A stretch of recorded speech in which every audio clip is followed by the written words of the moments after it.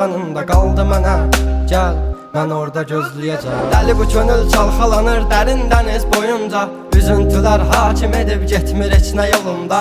Sən mənim təsəvvürüm, təxəyyülüm, yarım idin. Deyindi kim günahkar səbəbkardı boyuna. Tapmadı gözlər birisini, dözmədi həsrət buna. Elə bir dərdin ahındayam, imdad edib çağırmam.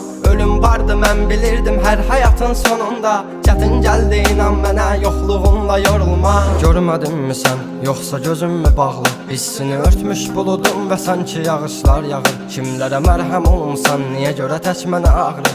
O vaxt cavabıyla indi özgə yarasını sarmır. Danışma sus buna qəlbim, soruşma yarın alını. Çəkəcəm beynimə bir mərmini, qoy təkrarlamasın. O səsin qulaqlarından silinmir illərdir inan. Bu da bir susqunluqdan ibarət, qoy darıxmasın.